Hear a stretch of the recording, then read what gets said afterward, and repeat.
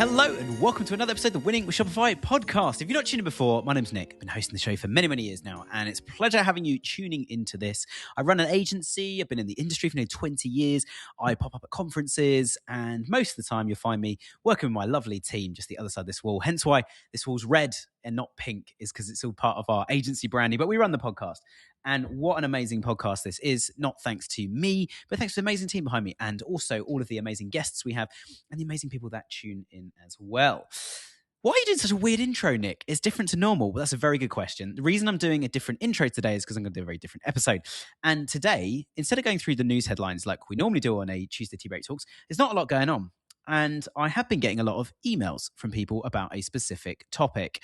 And we're going to talk about this today. And it is all about branding. And this is going to feed into something we're building at the moment on what we were calling the unofficial Shopify Summit. We've now changed its name because we've improved the branding and realized how bad the branding was initially and started building the platform and other stuff. And I'm going to come feed into that a little bit later. But I want to talk about Shopify store branding, e-commerce branding, branding for merchants like a lot of you guys listening at the moment.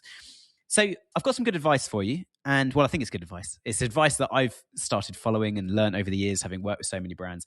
But I want to pull out 3 brands in particular first, which I've got here on the iPad of truth and the iPad of knowledge.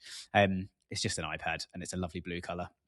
But anyway, I want to talk about 3 brands. And we've had one of these on the show. We almost had another one on the show, and the other one I have no affiliation with whatsoever. These are just brands I like. I'm not affiliated with them. We don't work with them directly. The first one is Allbirds, which you might have come across. So I want to talk about their branding and what they did. And then we're going to talk about the other 2 brands, and then we're going to talk about some of the advice then for helping you guys come up with the best branding, the branding that is most effective. And most effective, you can underline 3 or 4 times and put it in big, bold letters if you're taking notes, because effective is the key, not preference. And we'll talk about that as we go through. So Allbirds are a trainer brand. And what a lot of people do, and we're going to talk about this when we get into the advice and steps a little bit later on, a bit further down in my notes, is a lot of people start off by going, wow, isn't this a cool logo? This looks amazing.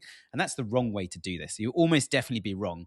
What Allbirds did is they looked at the market first and said it's a very saturated market in footwear, globally saturated, and actually everyone's got very loud branding. And with branding, there is no right or wrong answer. There's no playbook. There's no, here's how to do it right.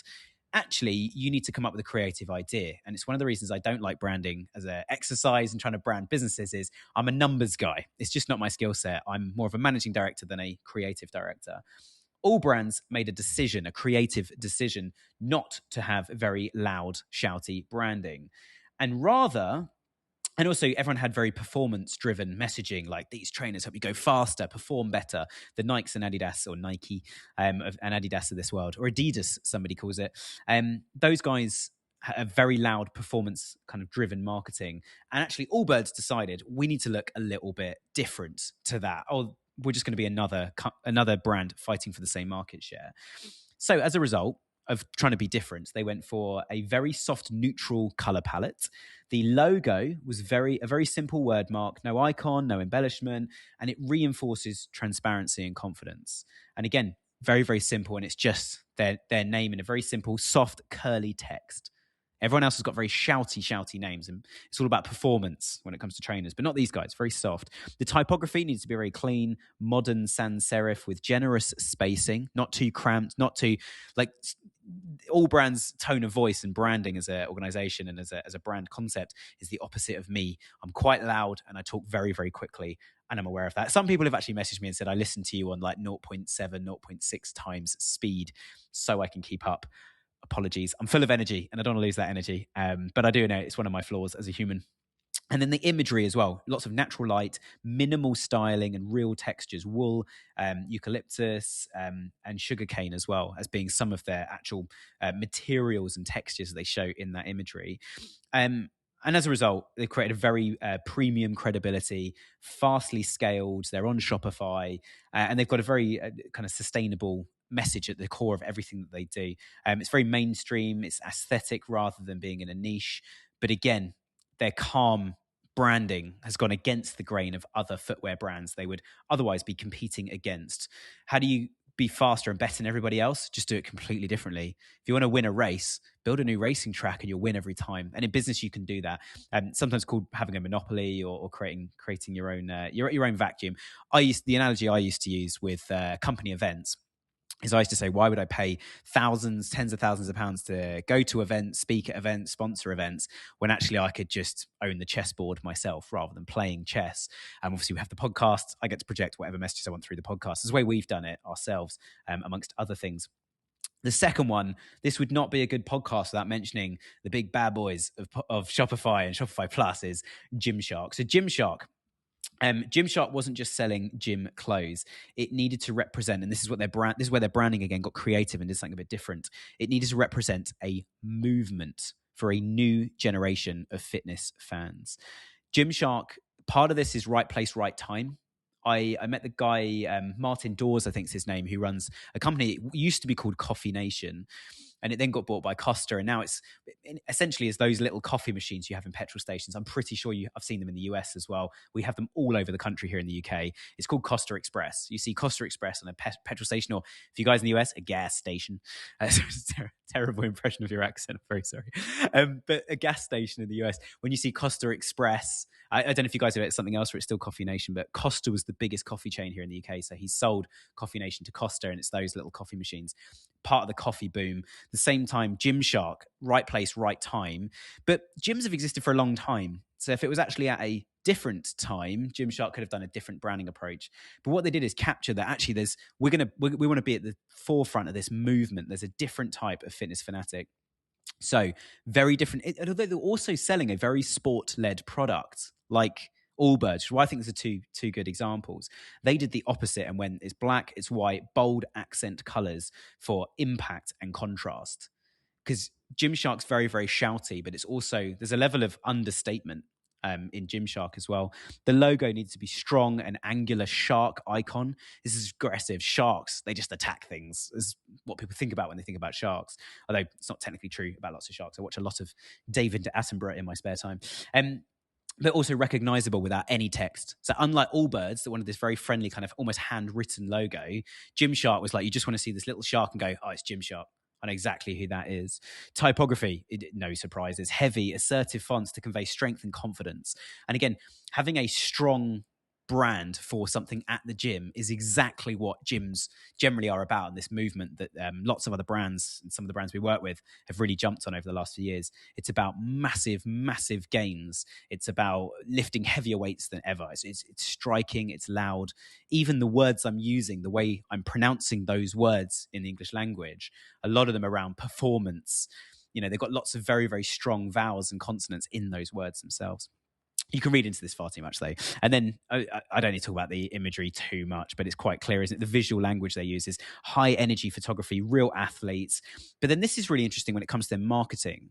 By getting this brand right and that creative decision as to what angle to go down, it then becomes social first framing. So actually a lot of their marketing is done through the athletes they work with. Not influencers, not social media people, not celebrities, athletes. I think they called them, I don't know what they call them now, but they were called athletes at one point. And before that, they were called ambassadors. These are our ambassadors, the Gymshark ambassadors. And they would specifically have hundreds, if not thousands of them. So the first moment you see Gymshark, you're like, everyone's talking about this brand, but they engineered that. There was a day when nobody was talking about it, and they made everybody talk about it. So Gymshark's branding, it felt native to Instagram and YouTube, the big platforms of the time. Works really well on TikTok, which has obviously come out subsequently after Gymshark has had its big one of its big growth pushes. It didn't look like a traditional sports brand as well. It looked like the community itself, and that's what they wanted. Is when people engaged with Gymshark, it was almost like you're signing up to a club. Another brand, this is not the third one, but just quickly on this, another brand that did this really, really well, I found, and again, I'm pretty sure you guys have this in the US, is Hollister. Hollister is all about California. It's Californian clothing, and you can experience it all over the world. The shops in the UK, most shops you walk around a shopping centre, it's just glass at the front, few mannequins, you walk in, the clothes are there. It's quite a simple exercise. Hollister, what a branding experience. You walk by and they are pumping out loads of this Hollister perfume. If you know the smell, you're smelling it right now, even though it's not physically in the room with you. What a fantastic way to advertise clothing in a shopping centre or a shop on the high street, is to have that smell. And it looks like a surf hut in California. You go in and there are videos in the shop on the walls, videos playing of just waves, surfboards. They've absolutely captured that. And I think they've changed it now, but their loyalty program used to be called California Club. Come join the club.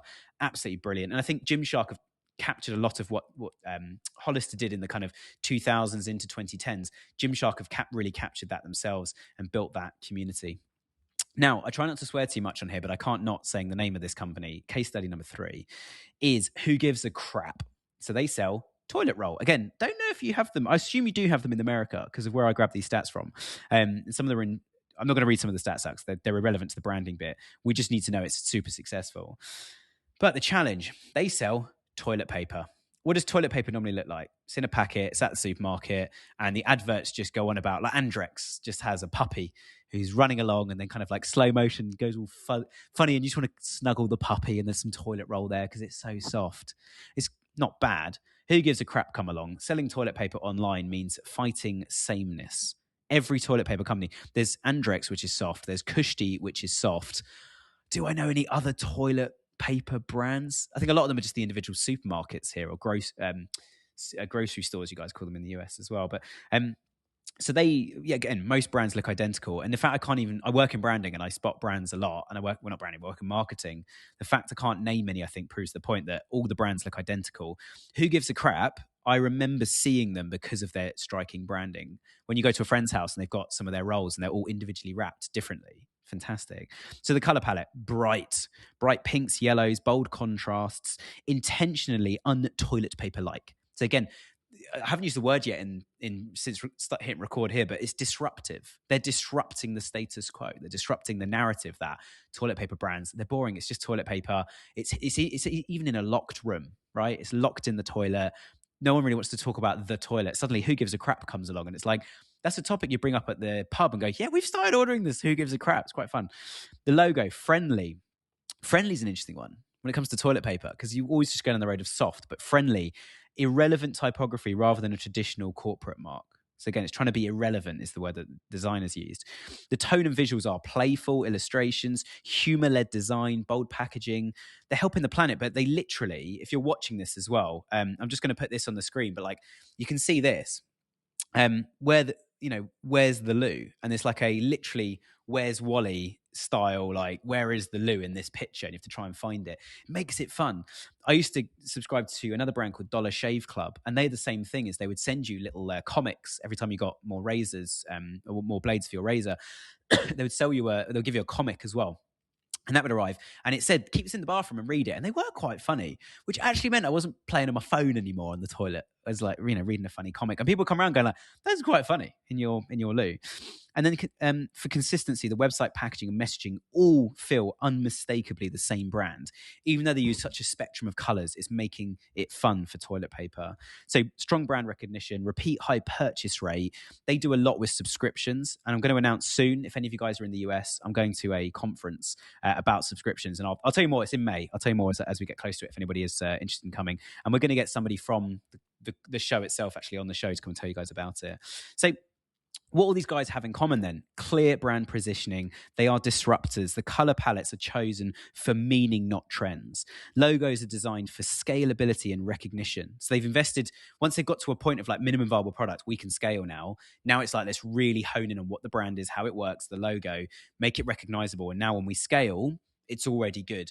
If you try and scale a business with bad branding, bad brand position, it's not what I like to call sticky. It doesn't stick in your mind. You don't remember it really, really clearly. It's going to be a struggle. You're going to have to spend more. It's actually going to be less profitable. And this is the qualitative stuff that I don't talk about often because you can't quantify it. It's just the brand's good, so people like it.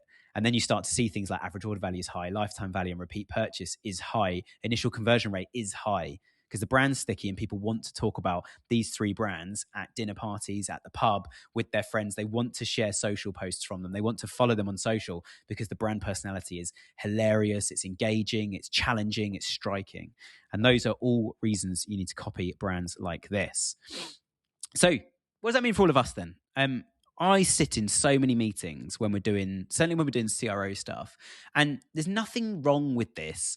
A lot of brands are made around the founder, and the founder is fine. And any of my clients listening, like, we love you. We love you like founders. Without you, we wouldn't have any business. One of the challenges then is doubling down as to what is it about the founder? Why is it when the founder says, I like this image, not that one? Does that image work better? And how can you build more of a brand that as you scale, the founder can't be involved in every marketing decision, every visual, every page on the website, every product that's purchased? So if you want to scale the business, we need to find out what is it about the founder people like and make it about that thing and less necessarily long-term about the founder, unless the founder is going to become a CEO. But then again, we've got to write all this stuff down and really hone in what's our tone of voice, what's our branding, how should we talk about ourselves? So rather than starting, as I've mentioned earlier, rather than starting with the visuals and going, ChatGPT, make me a logo. And this is what classic what people do. Make me a logo for my t-shirt brand. Start off with what I like to call the positioning. So who's the brand for? What age demographic? Where do they live? What are their interests? Where do they use the product? What problem does your product solve?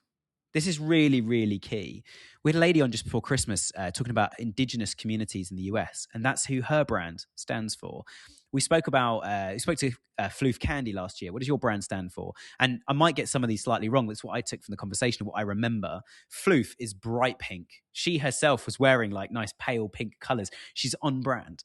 And it's cake, but made with candy floss. And it's all sugar and it's all fun. And it's very easy to create the product, which is quite fun. What other brands have we spoken to? We've had a t-shirt brand on called Rapa Nui here from the UK.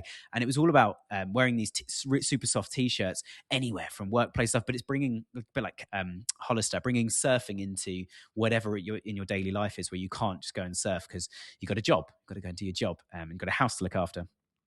And what your brand, this is, I think, the most important part, coming back to that disruptor, what your brand stands against. If you're not watching this, I'm just having a quick sip of tea. So if you're just listening, it's why you get a funny noise. What does your brand stand against? I think is a really, really key point to think about. My agency, for example, Spec, we stand against the status quo of agencies. There are so many things agencies do that we don't like. And I'm not bringing this up to do a sales pitch, but actually over the last, going up until probably third week of September 2025 is when we launched the new brand. I was working on that for 9 months. Who are we? Who do we work for? And what is our tagline? And we've changed it to profitable revenue growth. I'm very much a show me the numbers, show me the money, and I'll believe it. If you can't show me those things, I don't believe it. And that's what we sell to clients. We find so many agencies get bogged down in, your SEO rankings are going up. It's great. We've got better visibility than we've ever had. We've got better brand awareness. That's great, but show me the money. Is it actually creating conversions, and can you prove it? If not, and actually if things aren't going up, but those metrics they're the wrong metrics, or we're targeting the wrong thing. We're getting more impressions and visibility to the wrong people. So what does your brand stand against? If it's against the status quo, if it's that you're the only people in your industry who manufacture things ethically and sustainably, well, lead with that. That's a really good thing. The caveat to this is what do you stand against that customers are interested in and do care about? And one of my guests, James Carnes, he's coming on the show again soon. He spoke about greenwashing and trying not to greenwash and just be like, it's all about sustainability and plastic out the ocean and everything else.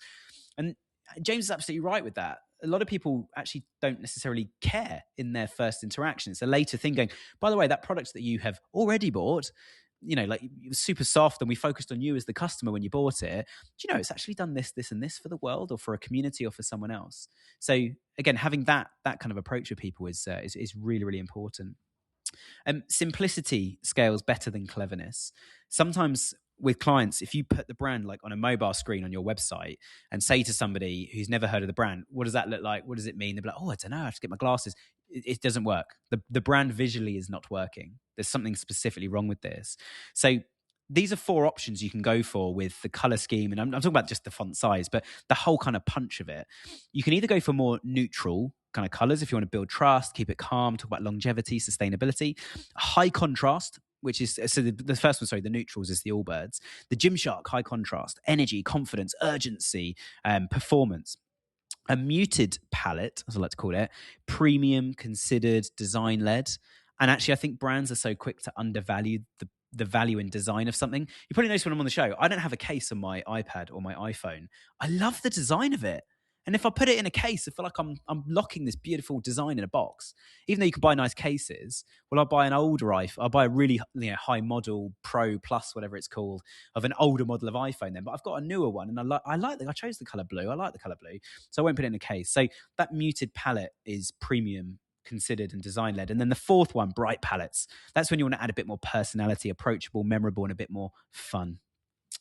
Do not pick colors because competitors use them, and do not overload the palette. Most strong brands have one, possibly two core strong colors. So at Spec, we have the red, it's on the wall here, and we have green.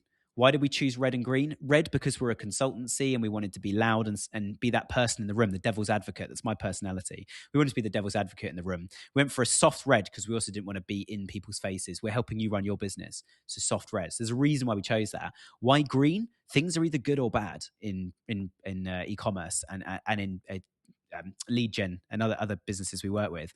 There's a break-even line. You're above it or you're below it. If you're above it, it's green. If you're below it, it's red. So they work as a traffic light. We have lots of subcolors, but those are our main two colors that we use.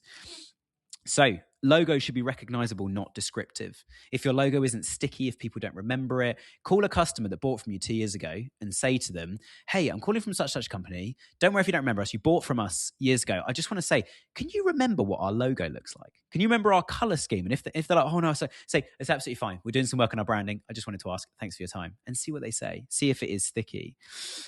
A few other points then. Consistently beats originality. So the same logo rules everywhere. I'm kicking my team all the time going, why is that in white? We don't have a white in our palette. It's just off-white. Why? Because we want it to look like old paper. Why old paper? Because it's more trustworthy than just any kind of pure white paper. It's trustworthy because we've been doing this longer than our competitors. Although we don't put all these things down our clients' throats and sort of jump into pitches explaining all of this. You do enough of these subtleties, the whole brand goes, the competitor goes, I just like it. It's just really well thought out. And it just works, which is good. And then design for longevity, not trends. I've mentioned that already for the long term. Typography is as important as the logo. If you're using thick block caps, it's loud, it's shouty. If you're using soft, curly, almost like italics, it's more conversational. It might be more trustworthy. Like what's trustworthy? Someone that's been doing something for a very long time. They've got the experience. Write it in a fountain pen format or even a quill. We don't use quills or fountain pens. We use fountain pens a bit. We don't use quills anymore, really. We use ballpoint pens, which are very boring. So don't use that unless you're wanting to be like, we're the most stable and trustworthy and we just get on with the boring thing that you don't want to do. That might be good branding for that space. And finally, I've got a few more notes, but I'm just going to pick out one. The brand trust directly impacts conversion. So you need to build a brand that people trust, want to buy from, and you will see this in things like your review scores, your review content, the repeat orders from existing customers, and a whole range of other bits and pieces as well. There we go. I've spoken loads about brand. I haven't ranted too much, and I haven't pulled loads of people under the bus, as I might have done when I first wrote my notes thinking, do you know what's been annoying me the last few months? Brand. Like people just don't understand brands. They do it for themselves. And I'm just going to leave you with a few things I hear in meetings, like I said earlier, and these are going to be the slight moans, but the kind of, if you feel yourself saying this or you hear someone say this, challenge it. When someone says, I don't like this, I like this, it's like, well, it's not about you. What does the data say? All our customers told us that our clothing is really, really robust, or our clothing washes really, really well. And they didn't realize that when they bought it, but it's fantastic. Well, we need to test that as one of our USPs. What does that mean for our logo, our branding? And with branding as well, you've got to be really, really careful about changing it. We have some clients that every time they write something, every time they release a new product, the brand changes. I was sitting in a meeting with a clothing client a couple of years back, and I was quite struck by the fact that I said to them, like, hang on, that logo on the wall, that's different to the one on your website, isn't it? They're like, oh yeah, we change it every year. Like, what? Why do you change it? And they were like, oh, to keep it fresh. Like, yeah, but then someone from 10 years ago is like, what the heck's this compared to... I was like, just invest once and only change it once and then scale. They were already at the point where they had volume, and they had a volume of customers in the UK. So it was like, actually, I think changing it now is a massive mistake. And they showed me one item of clothing that had a different label on the back to the label on the packet that it went out with, because it was last year's model of top or whatever, and it was going out in this year's branding, and it had changed. They'd actually changed the font to be lowercase instead of uppercase. Like, guys, you need to stop doing this. That brand consistency is really, really important. And finally, whatever brand you have, write it all down. Teach all of your employees and staff what the brand is, what it stands for, and everything from this font always needs to be this size. This thing here always needs to be in. We've got 2 fonts at Spec, one for titles, one for everything else. And my team sometimes use the title font in just random headings or bold a random word somewhere.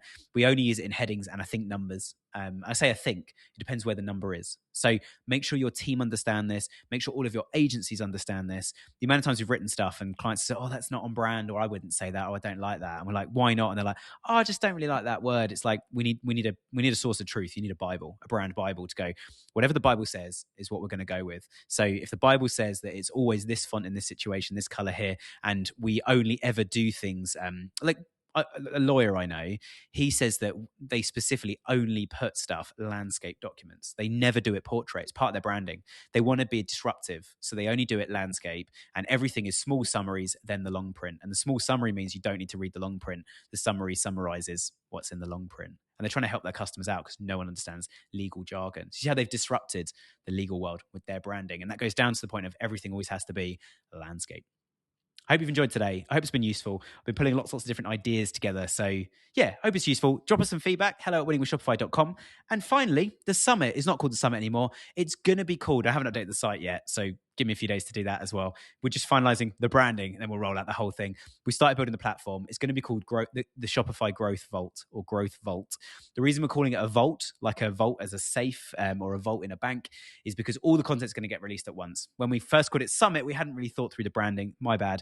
And when I was getting ready for today as well, I was like, yeah, we need to sort this out. So Byron and I and Mark, who's building the platform as well, 3 of us were locking horns and not locking horns, but getting our heads together. And we did lock horns once or twice going like, is it this? Is it this? Is it like, it's a vault. All content's going to go live on the 1st September. There will be some things coming out, and we started getting the platform together as well. So we're going to put some screenshots of that once it's ready on the website. Go and sign up if you haven't already. And if you want to sponsor or speak, if you're a brand and you want to share your brand story or talk about a specific part of your brand, we'd love you to do that. Please reach out to us, hello@winningwithshopify.com, or go onto the website, www.spodcast.com, and click on 2026 Summit. It's going to be called 2026 Growth Vault soon. So once that's changed as well, click on that. Or click on it now. Go and sign up to the newsletter. I've got a bit of a cold and I haven't slept much over the weekend, so apologies if I'm a bit scatty today, but thanks so much for tuning in. It's been great. We're going to do a few more of these as well, where we just kind of dive into one topic. And if you have anything you want us to talk about, or you have anything to share, any cool quotes, any cool stats, something you've done that's been an absolute disaster, like, send it in. I'd love to shout some of you guys out as well. So thanks so much for tuning in. Back again next week. And we're back in on Friday with another brand interview.